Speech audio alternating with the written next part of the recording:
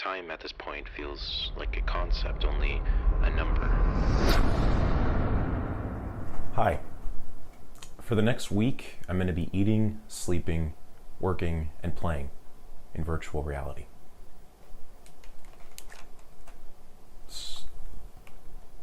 Starting now.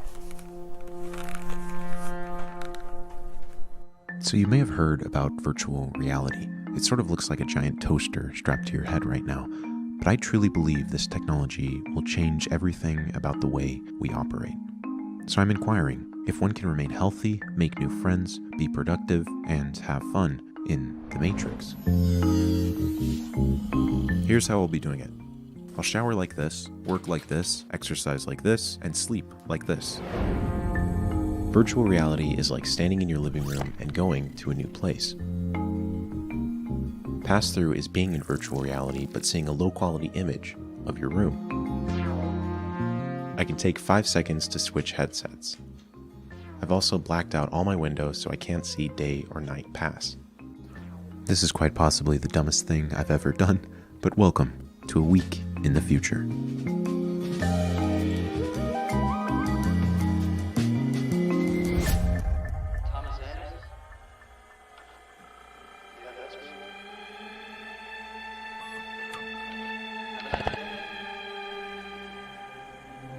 Day one has been trying to get used to my new schedule in virtual reality. Even the simple act of grabbing my coffee on the desk is a little bit difficult.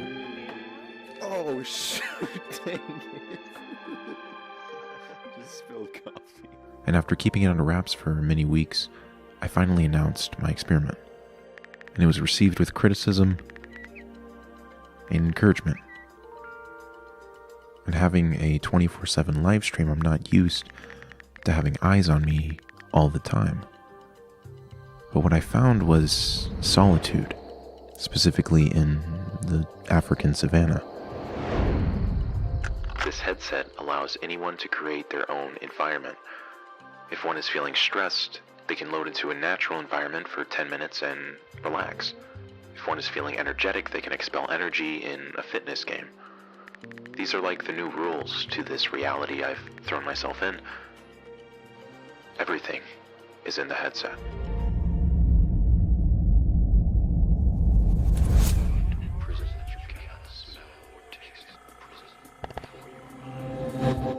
So sleeping last night was actually a lot more comfortable than I thought it would be. I loaded up a Netflix app in the Oculus Go and I could basically create a virtual theater as I drifted off to sleep. And now I'm pretty much just continuing what I normally do, working out, then eating breakfast and going to work. I think we just hit the 20-hour mark. KG Gamer 64 says, "Love what you're doing here, but don't you think the challenge would be more effective if you couldn't see the real world?" In the future, I believe virtual and augmented reality will be one and the same. Like, you'll have a pair of very compact glasses, like Warby Parker glasses, and you'll just be able to double tap and go into virtual reality, and you'll be able to double tap and overlay augmented reality onto your reality. So what I'm attempting to do here is just kind of simulate what I believe the future of VR and AR will be. So today I'm attempting to be a little more social. I'm jumping into an app called Altspace, which is like a social media platform in VR. So people can create events for basically anything. There's movie screenings, concerts, and one that piques my interest is a meditation circle that happens every Thursday and Monday. So my name is Jeremy, and I'm in Boulder, Colorado. Hey, my name's Jack. I'm in Atlanta, Georgia. Hey, I'm Phil from Germany. My name's Jane and I'm from Massachusetts. Gabby, I'm from Canandaigua, New York. So let's begin by just slowly closing our eyes and taking 3 deep breaths. I instruct to take your breaths in through your nose and out through your mouth. I want you to picture that you're floating safely above the Earth at about the distance of the International Space Station, and you can see Earth floating down below you. Thought the Earth was flat. Please keep yourself muted, or we're gonna have to move you out. Notice how fragile it looks. Notice that you can't see any borders.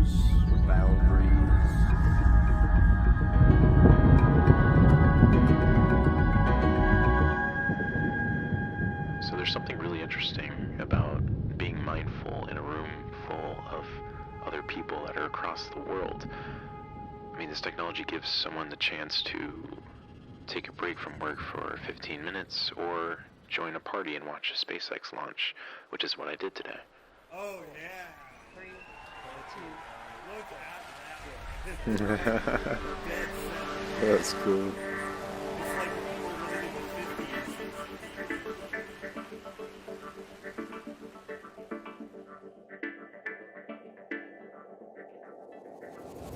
Another one. Sorry, kid. So I almost feel like I'm in my own 500 square foot spaceship. And I'm really missing Earth. I'm missing nature.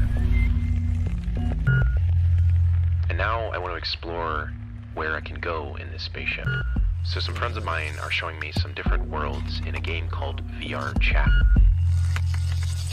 1 minute you can be flying across space, and the next you can be talking about the implications of technology while driving through a train.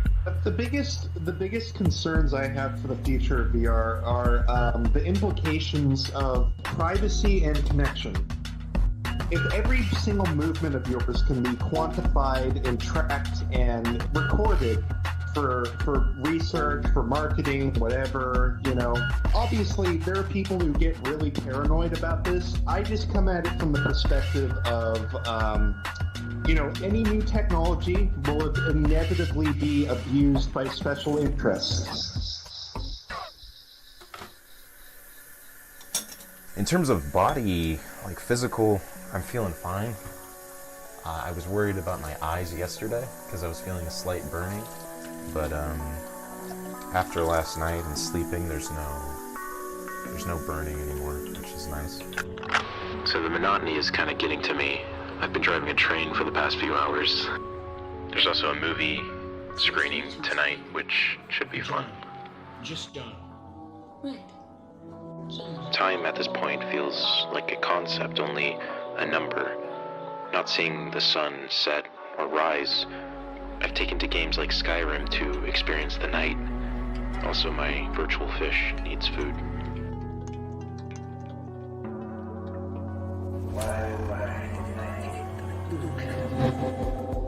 I had a restful sleep last night and woke up much later today, but I pulled out a small rowing machine, loaded up a beach environment, and rowed my thoughts away.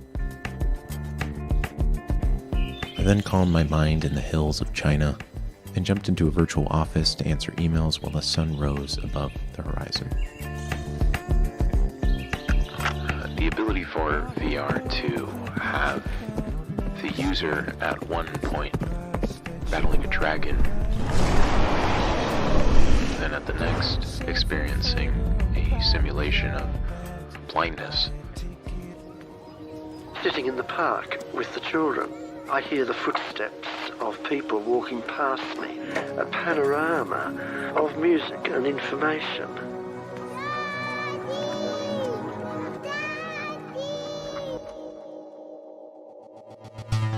VR is stepping into the shoes of someone else or driving a spaceship and talking with friends. How did you pay for the incense? Was it with change, or would you say incense?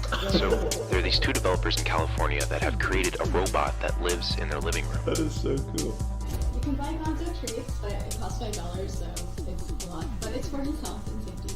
This is the most meta thing I've ever experienced.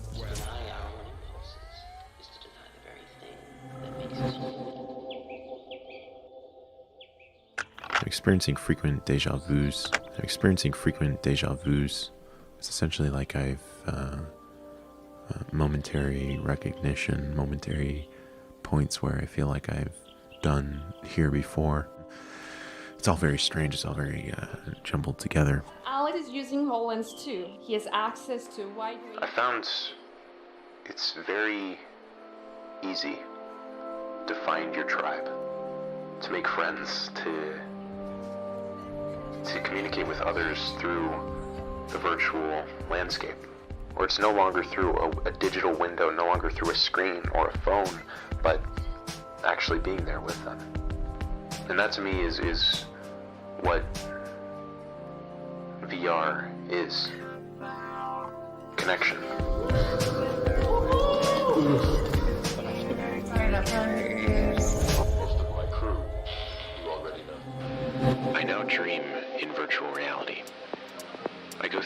timelines and see VR menus and situations. I then wake up still inside the headset. It's a very strange experience.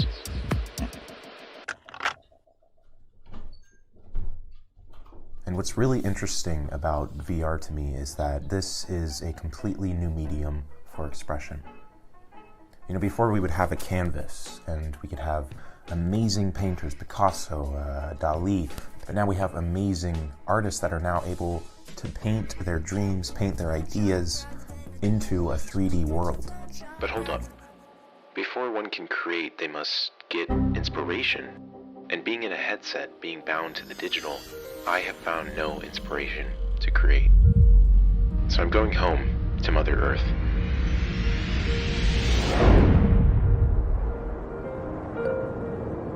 Google Earth VR is one of the most amazing experiences in virtual reality.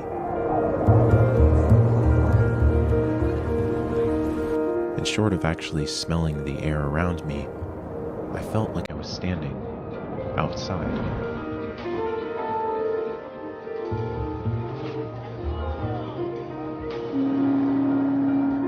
Imagine how much more compelling learning will be when we have tools like this for students across the world.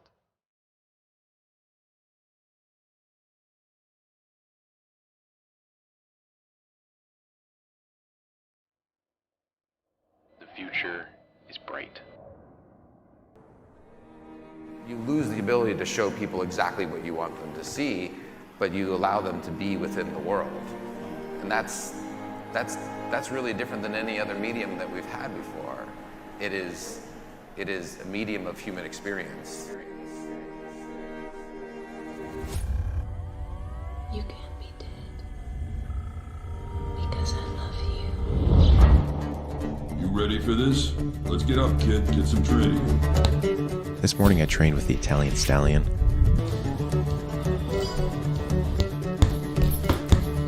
Boxed for the championship title. And won.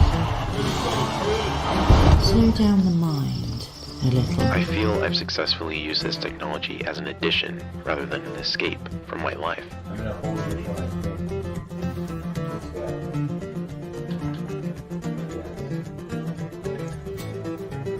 And I want to learn about the future of creative technology with the next generation.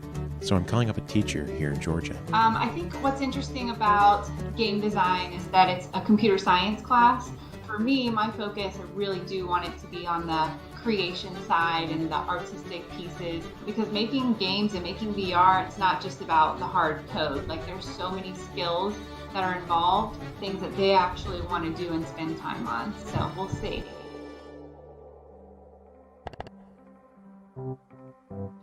Okay, let me record it to you.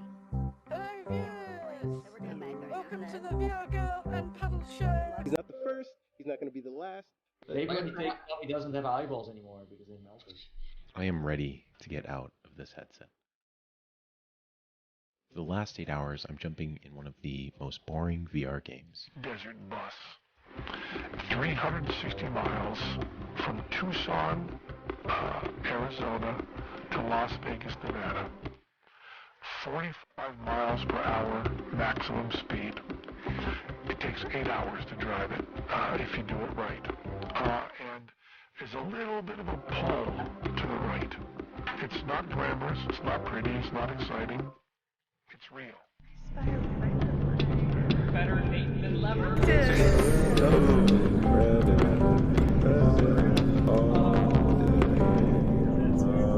Oh no, it crashed. Please tell me you're kidding. No, I'm not kidding. It's about the journey of the destination. Virtual reality is a way to escape. Stupid. Virtual reality is a tool for no.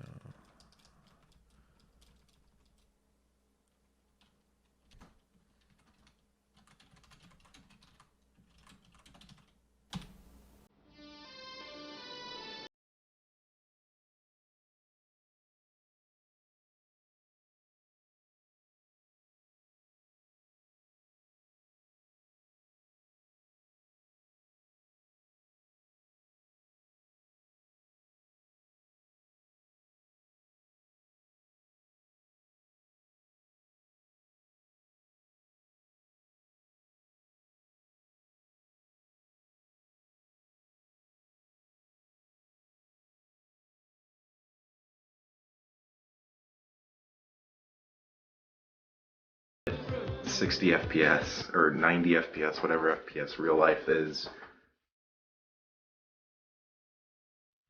I have never appreciated the smell of outside air so much.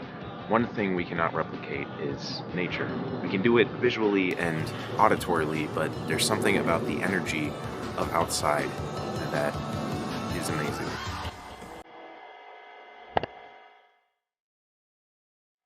Seeing people outside, people almost seem like NPCs. Or not even that, people almost seem like multiplayer characters. I'm viewing people differently, like